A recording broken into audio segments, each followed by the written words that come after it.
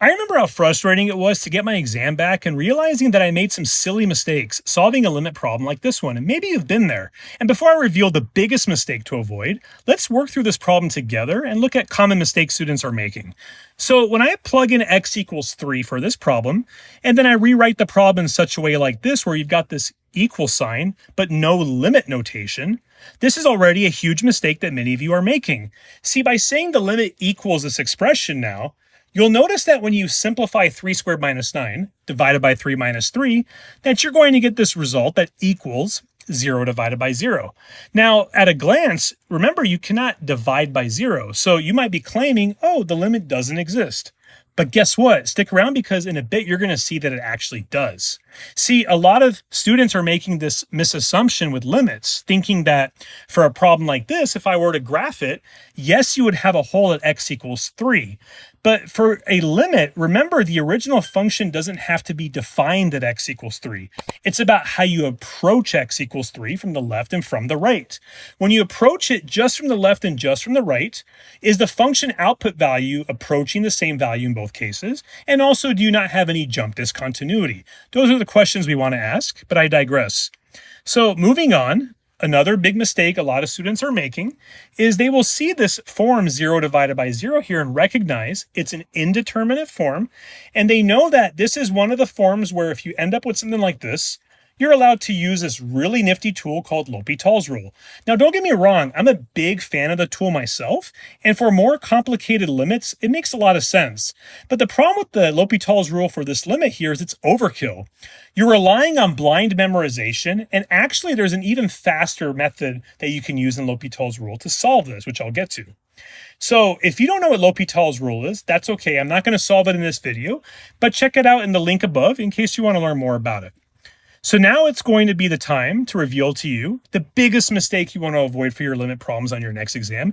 And before I do, if you want to become a ninja today and you haven't already, and you like this video, be sure to ninja kick that subscribe button and pick up some swag in the links below so you can rock it while you're doing your homework.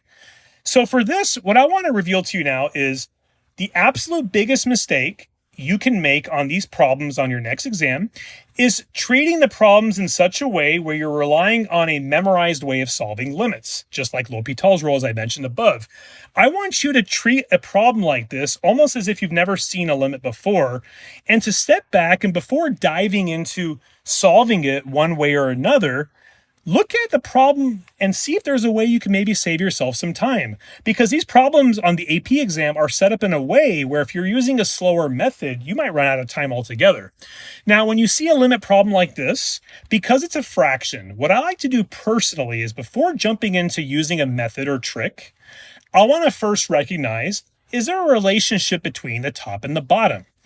Now, you might not see it right away, but one thing I do see right away is that for the numerator, you have a difference of 2 squares. X is squared, and 9 is 3 squared. So why don't we just try factoring the top? It might seem like you're slowing down, but honestly, doing that is a very quick test. No harm, no foul if you do it and it doesn't help you out. It's super fast to try, right? And for a problem like this, check this out. When you do factor the top, notice now that x minus 3 appears on the top and on the bottom.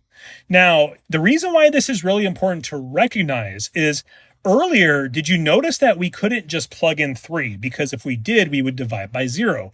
Well, guess what? If you cancel out the top and the bottom now for x minus 3, we're going to safely be able to plug in x equals 3.